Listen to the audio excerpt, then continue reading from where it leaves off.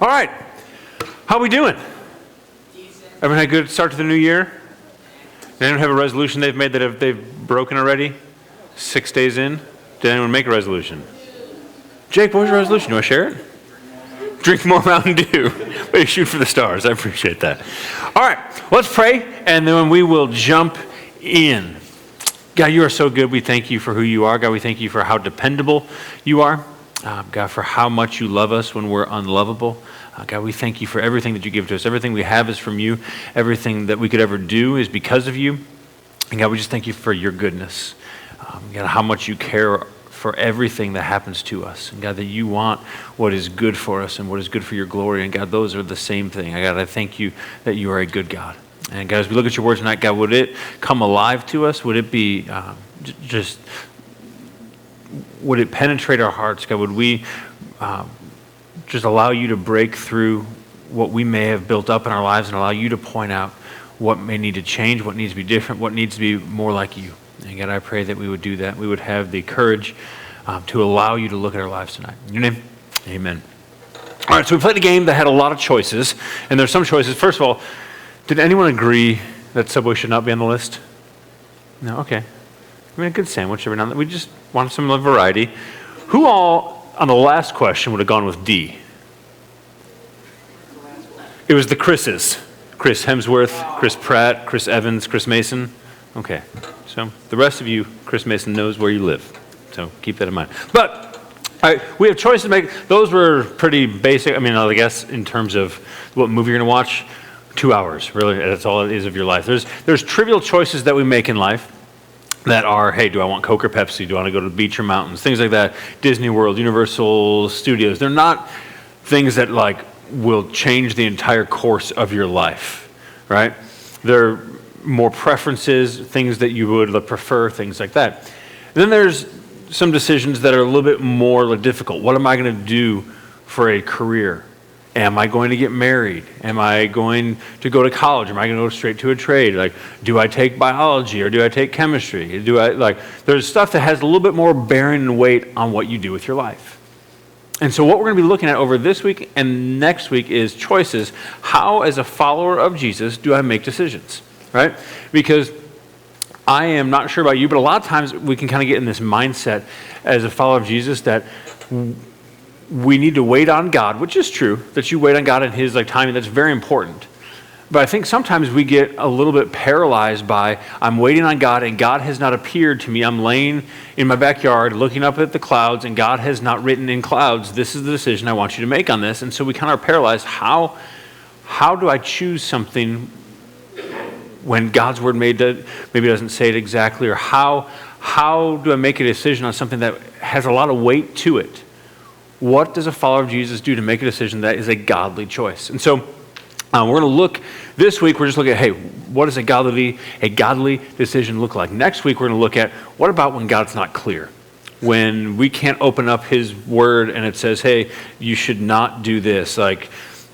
When it doesn't explicitly say don't do this, how do I make a decision? How do I choose the right option? And so you're entering a time of your life, and some of you are in it. But if you are 14 in a few years, you're going to be making decisions that affect the rest of your life. Some of you guys that are 17, 18, you're making those decisions now. And so we need to know, how do I make a decision? Do I choose something that's going to have a big weight and big bearing on the rest of my life and my future? What is the way to approach that in a godly way? And so we're going to look at God's word and how we make the right choices. So we're going to be in Proverbs chapter 3. If you have a Bible, go ahead and turn there. Proverbs chapter 3 in 2 verses. And then we're going to use this to kind of frame our discussion and then point out a few things from there and then apply those to our life. So Proverbs chapter 3, verses 5 and 6. When I was graduating from high school, my girlfriend, now wife, gave me a graduation card because apparently that's what you do. And this passage of scripture was in this card, and it's a thing that anyone that ever graduates probably gets at least one copy of John Piper's book. If they're a Christian person or has Christian family members, they get a copy of the book called Don't Waste Your Life, which may be sending subtle hints to people or something, I don't know, but it's a big graduation gift. And this verse is used a lot with people that are moving on to a new thing in life, and it talks about their direction in life and things like that. So we're going to look at that in terms of how we make choices. So Proverbs chapter 3, verses 5 and 6, it says, "Trust in the Lord with all your heart, and do not lean on your own understanding. In all your ways acknowledge him, and he will make your paths straight." Has anyone heard that verse before? Those two verses? Anyone? Yeah, you probably heard. You may not know it's from there, but it's a very common verse. It's in a lot of cards, and it's a very wise thing, right? And in terms of how I'm going to make choices, right? And you may be thinking right now, there's a choice you have in your life. You have a decision that you need to make, and it's tough, right? It's not like, hey, do I want like spaghetti or do I want like tacos? That, again, just pick one there and have the other one like tomorrow night. But something that really is a hard decision. You may have two pretty good options. You don't know which one's right. So how, as a follower of Jesus, do I make the right choice? And so this verse, right, there's three things that we want to look at. Number one, we just have to start with what is the actual like decision we have to make, right? We have to define what the decision is. Because if we're not like careful, you can start from one small thing, like, well, I need to make a decision on this. Well, this affects how this will happen. I don't know how that's going to go, because if I go to this school, I'm not sure if I'll even be able to do this. And then, but if I'm there, then I don't know, like the person I'm dating is going to here. And we can spiral out of control real quick.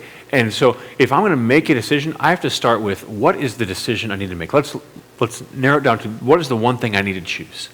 Let's define what that actually is. Let's look at what I'm actually choosing like between here.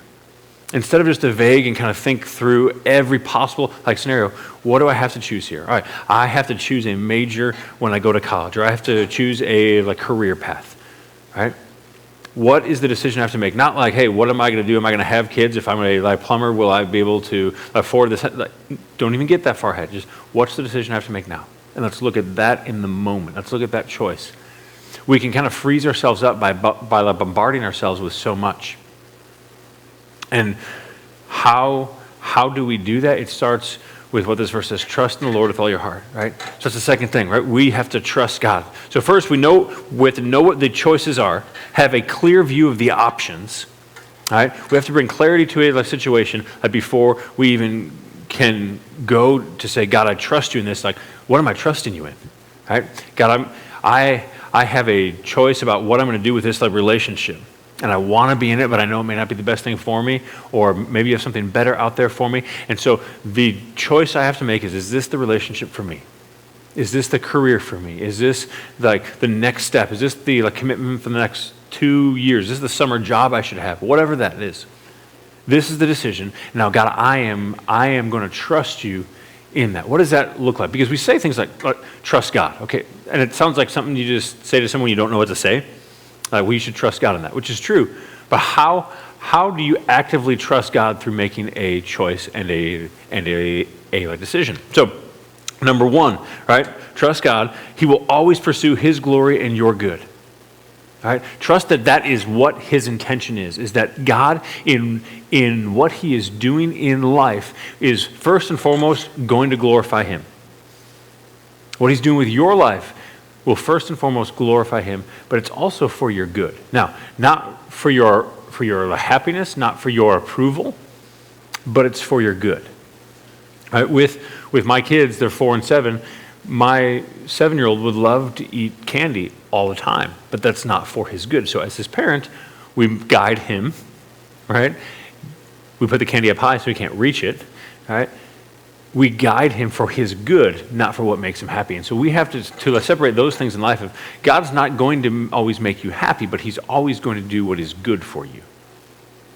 Now, pain is sometimes good for us. And pain can lead to His glory.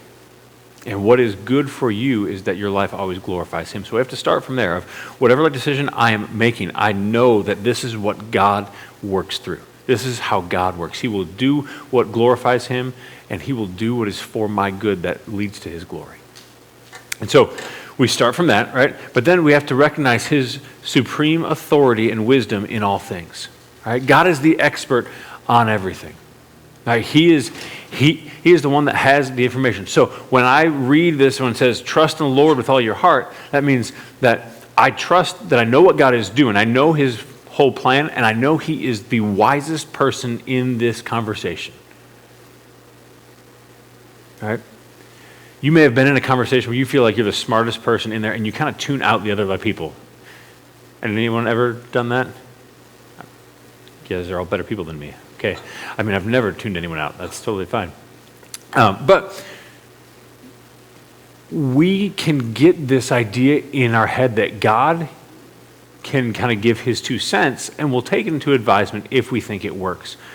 But when it says trust in the Lord with all your heart, that means put everything on him. God, this choice that I am about to make, I completely trust you and the direction that you have for my life in this.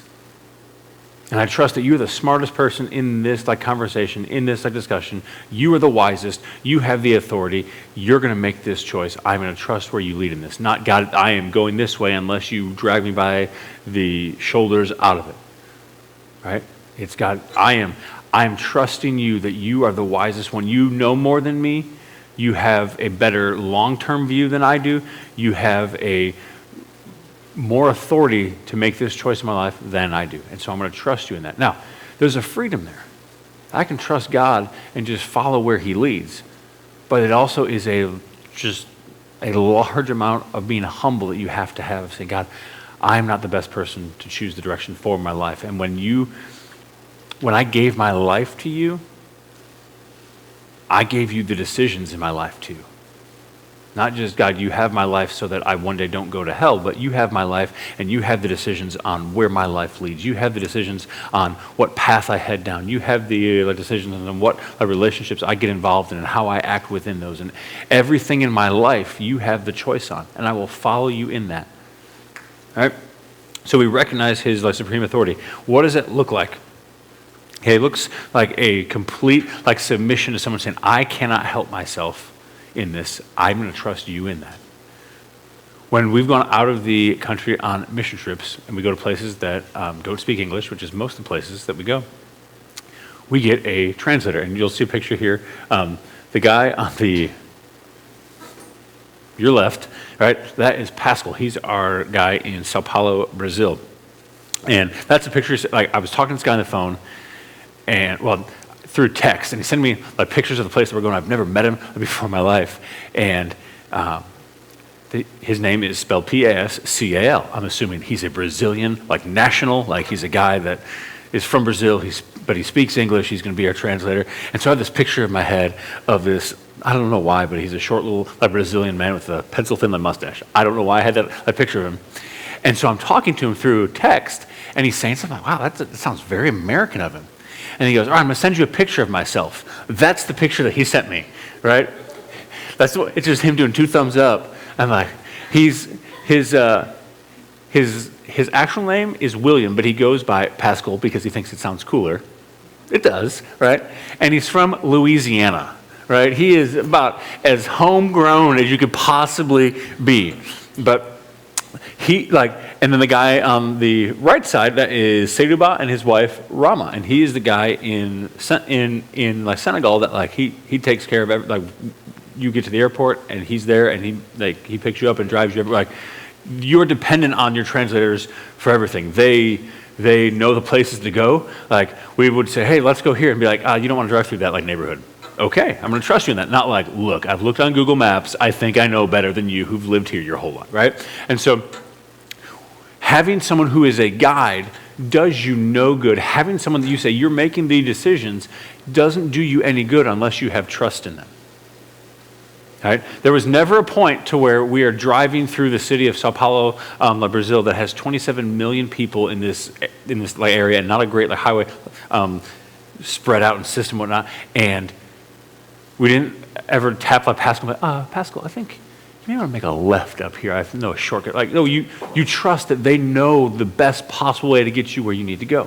And so when we're saying that, okay, trust the Lord with all your heart, it's a picture of he is my guide, my translator, my everything. I'm dependent on him for everything in this situation that I'm in, and I'm going to trust where he leads.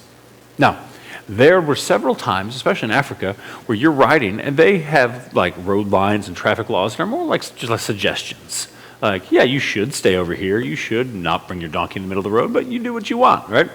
And so there's a lot of times where you're kind of doing are we going to stop? We're going to stop. Whoa, whoa, and you're grabbing the imaginary handle and whatnot.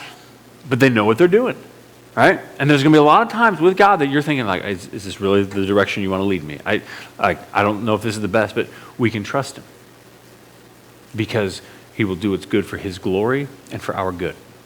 So we have this, he is the supreme authority, and I trust him because he knows what's best. He knows it all.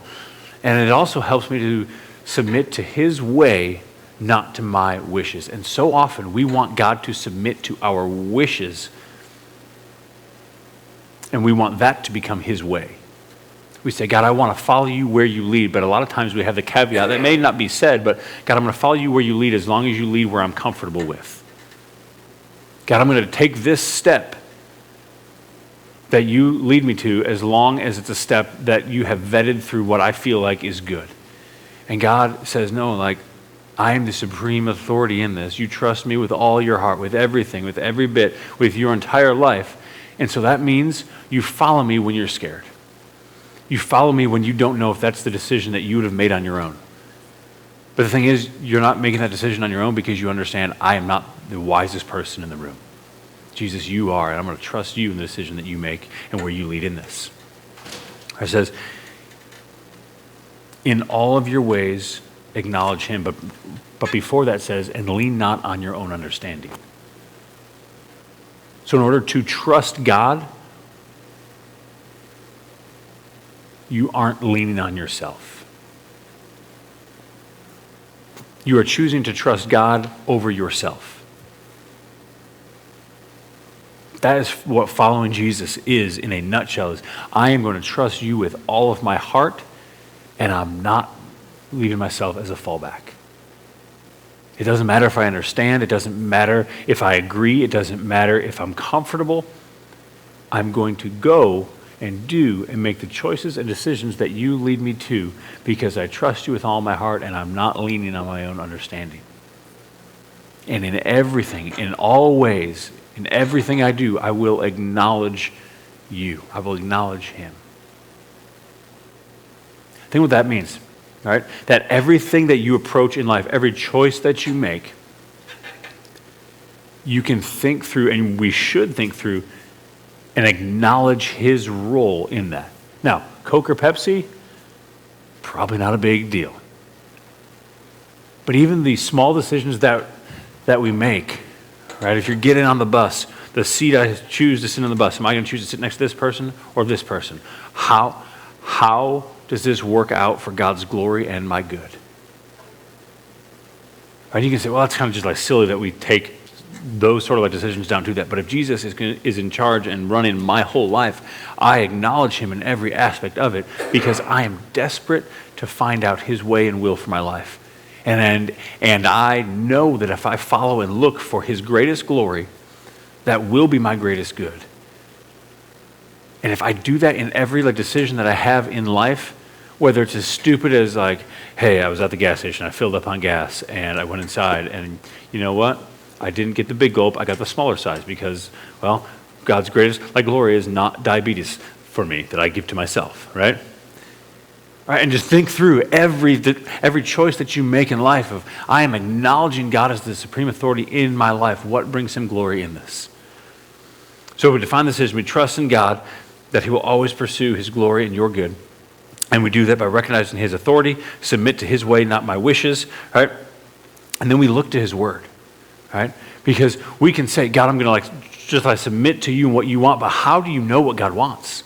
Right, he has given us his word, and it is his heart poured out to you and I. You want to know what God cares about? Read through here. You want to know what he wants for you? Read it. You want to know what his desire for your life is? It's here. But so many people say they follow Jesus, make decisions on their own without even looking to him, don't spend time in his word, and wonder why God's not active in their life. Or is that you? Gosh, it can be us, all right?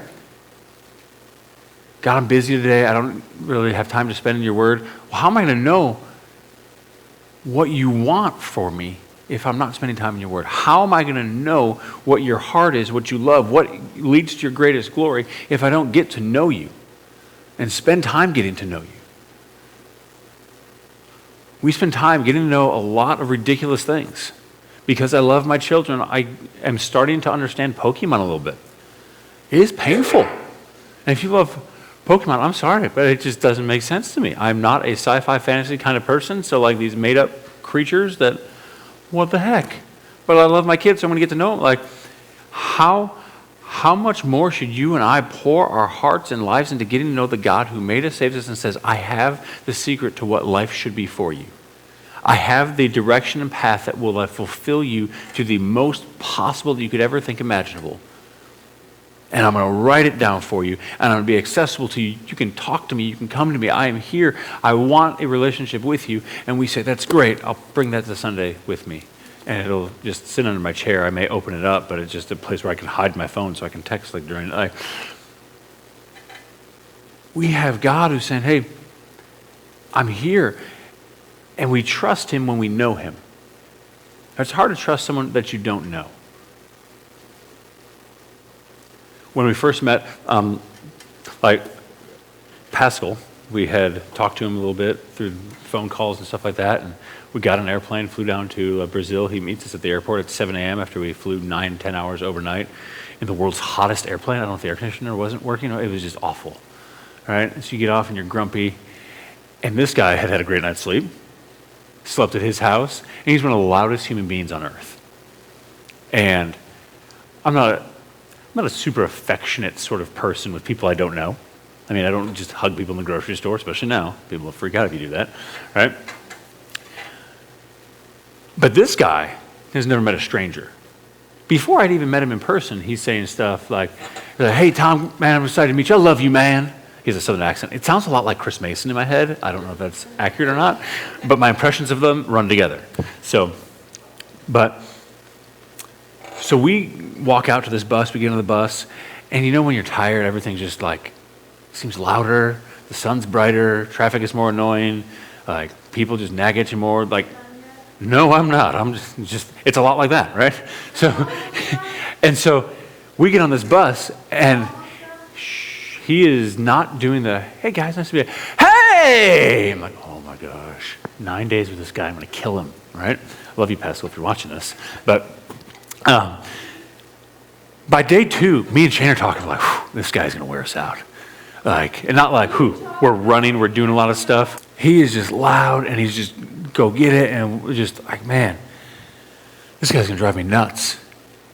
But after a few days, when you get to know him, and you're like, this guy, he loves telling people about Jesus more than anyone I've ever met in my life. And you say, oh, that's just like, you're just exaggerating. No. We would like be in a neighborhood and we're there and talking to someone, and one of the other like translators is like talking to someone with someone else in our group, and he goes, let's go. Wasting time and just do nothing. Let's just go. Okay, well, where are we going? I don't know. We'll find people talking about like Jesus. Okay. And we just walk for miles with him around these neighborhoods. He'd stop at these corn stands or whatever. Kind of like Nacho Libre, right? You get a corn stand, he goes, Tom, just try this. I'm like, yeah, I'm on keto. And he goes, I don't care, eat this. I'm like, okay, Shane, you eat the rest, right? And like, when you get to know him, you're like, man, I can trust this guy. Like, our like relationship grew from like, my first impression of him was just like, okay, this guy, 9 days to get through. And now it's like, hey, this guy's fantastic. I can't wait to see him again and spend time with him. But you don't ever get to that point of trust if you don't ever invest in the relationship to start with. Now, when I go to a foreign country, you're forced to, right? But with Jesus, he's not forcing you. He says, I will give all of myself to you.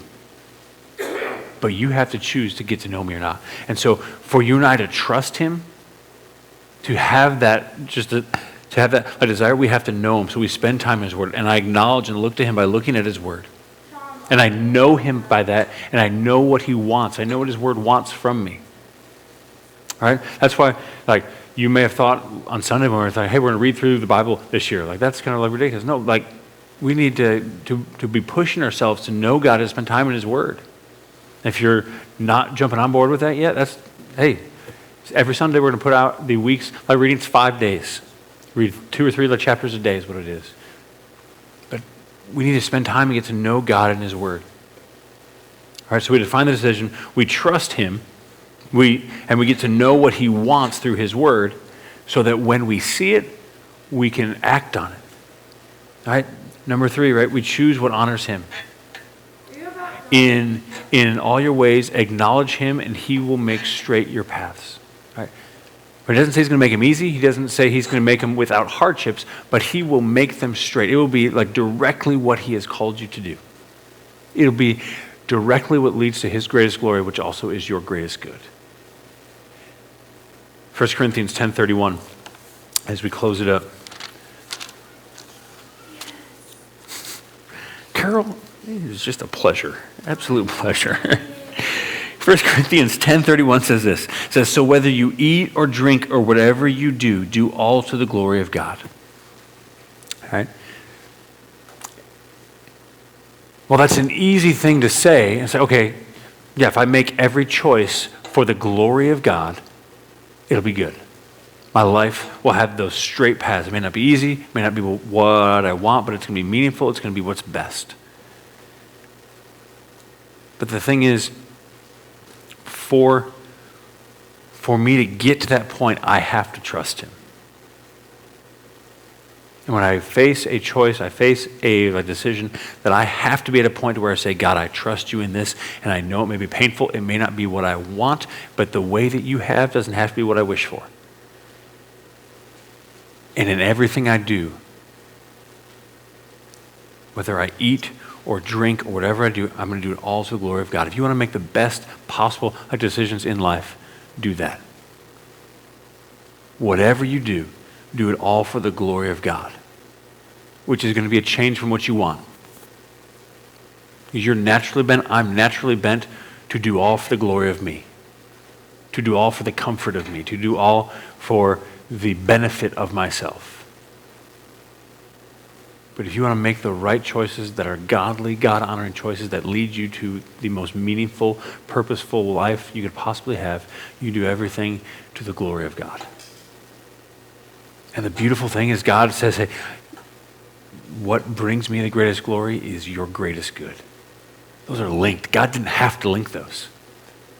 What is going to fulfill you the most in life is going to be what brings him the most glory. That's why there's joy in serving him. That's why there's joy in living a life for him. Because you were designed and made to have the best possible life when you're glorifying him. What does that look like? It looks like I submit to God's authority and direction even when it's not what I want. I had about a year where I was really wanting to go into a business. I was a junior high school, I really wanted to go into business. And then God moved things in my life and changed things. And it wasn't comfortable, I didn't like it. But changed where he wanted me. Pushed me to his plan. It's not always going to be what you want. But the question is that if I cannot follow him when it's not what I want, am I actually following him? Am I a follower of Jesus if I don't actually follow what he calls me to? If I only follow when it's easy? That's a question you got to ask yourself. When confronted with a choice, look first to his word.